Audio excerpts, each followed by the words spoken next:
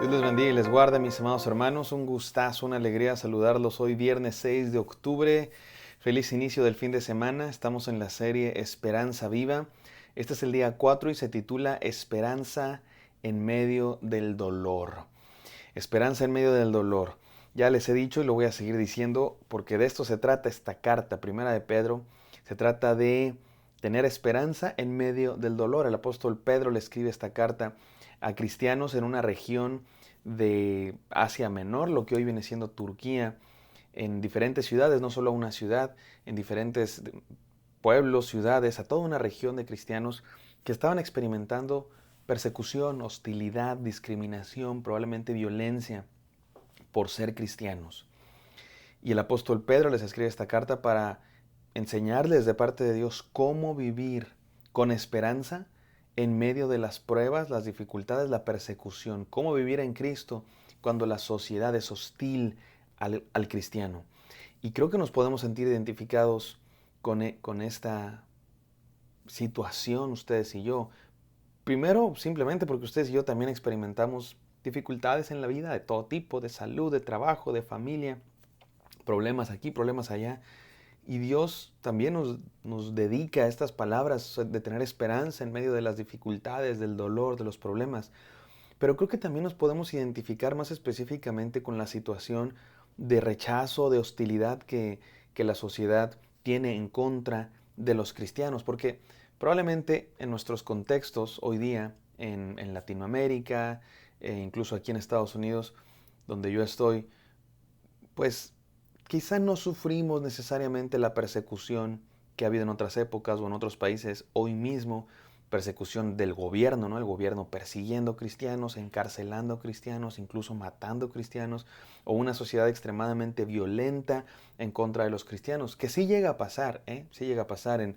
Se sabe pues que en Latinoamérica, en diferentes pueblos, llega a haber levantamientos populares de violencia en contra de los cristianos.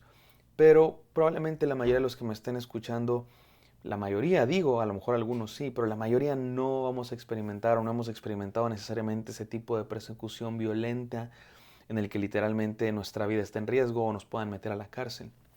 Sin embargo, sí experimentamos la hostilidad de la sociedad en contra del cristianismo, porque este mundo es hostil al cristianismo.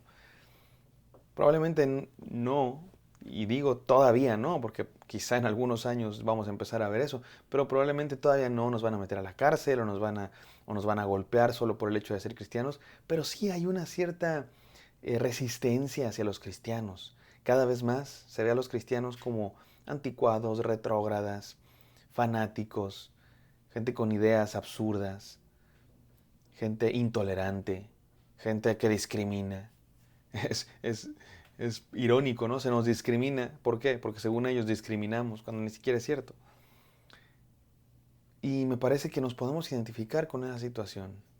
Entonces, ¿cómo vivir en Cristo Jesús en medio de un mundo hostil? ¿Cómo vivir en Cristo en medio del sufrimiento y el dolor?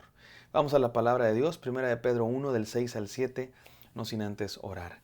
Bendito Dios, gracias por tu palabra. Permítenos aprender a vivir con esperanza en medio del dolor, Señor. Solamente porque Cristo está vivo podemos aprender esto. Te pedimos que nos hables el día de hoy en el nombre santo de tu Hijo Jesús. Amén. Vamos a primera de Pedro 1, 6 y 7. Solo dos versículos, dice así la palabra de Dios. En lo cual vosotros os alegráis. ¿A qué se refiere en lo cual vosotros os alegráis? De lo que acaba de decir en lo que estudiamos en los versículos pasados, el día de ayer, que nos habló de una herencia incorruptible, incontaminada, inmarcesible, reservada para nosotros, que tiene que ver con que somos guardados por el poder de Dios mediante la fe. Es a través de la fe que recibimos el regalo de Dios, el regalo de la salvación. Y nos alegramos en eso, claro que nos alegramos en eso, nos gozamos en la salvación que recibimos por la gracia y la misericordia de Dios. Pero miren lo que dice ahora el apóstol Pedro. Aunque ahora, por un poco de tiempo, si es necesario, tengáis que ser afligidos en diversas pruebas. Tengáis que ser afligidos en diversas pruebas, para que, para que sometida a prueba vuestra fe, mucho más preciosa que el oro, el cual aunque perecedero se prueba con fuego, sea hallada en alabanza, gloria y honra, cuando sea manifestado Jesucristo. Hay muchas enseñanzas en estos dos versículos. Lo primero que nos enseña es que el sufrimiento, mis hermanos, es temporal. El sufrimiento es temporal. No sé qué prueba estés experimentando. Probablemente es la hostilidad de la sociedad, el rechazo, la exclusión o otro tipo de pruebas, enfermedades, problemas familiares, situaciones económicas, falta de trabajo, cuestiones familiares, algún ser querido que se porta mal, que no viene a los caminos de Cristo Jesús, situaciones de desacuerdos en la familia, separaciones, rompimientos, divorcios, cuestiones internas de nuestra mente, depresiones, ansiedades, enfermedades graves de nosotros, de un ser querido, diagnósticos que dan poca esperanza. Y dice el apóstol Pedro, aunque ahora por un poco de tiempo tengáis que ser afligidos en diversas pruebas. Mi hermano, la prueba siempre es temporal, siempre es temporal. A veces dura unos días y se acaba, a veces dura unas semanas, a veces meses, a veces años, pero siempre es temporal, la prueba siempre es temporal, siempre. Llegará el momento en el que se acabe, te lo aseguro. Llegará el momento en el que esa enfermedad sea sanada, en el que ese problema sea arreglado. Y esa es una esperanza para esta vida. En esta vida se arreglará, en esta vida se superará, en esta vida se sanará. Pero aún si no se sana en esta vida, también es temporal. Porque el día que morimos, si estamos en Cristo, ese día se acaban todos nuestros problemas. Somos, ya dijimos, somos de otra nación, somos de otro reino y algún día llegaremos ahí.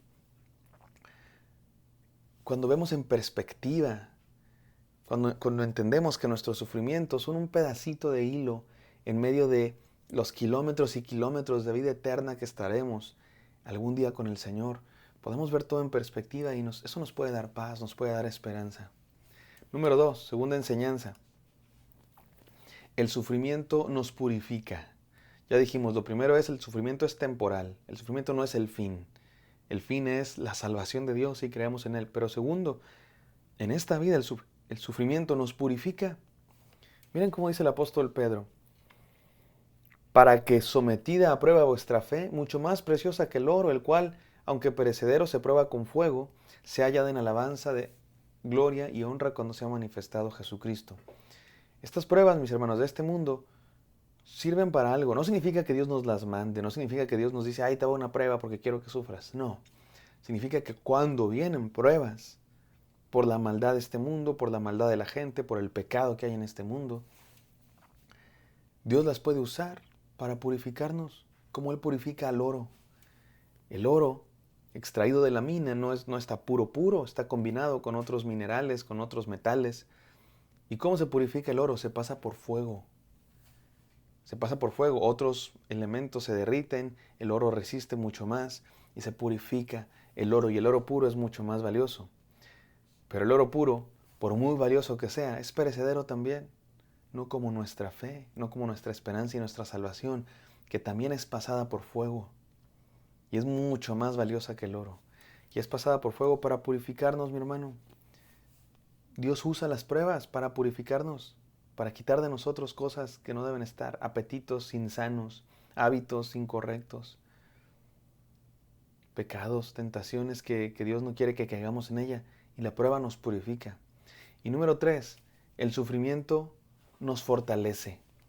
El sufrimiento nos hace crecer en fe. Esto es algo que sabe la naturaleza, que sabemos los seres humanos.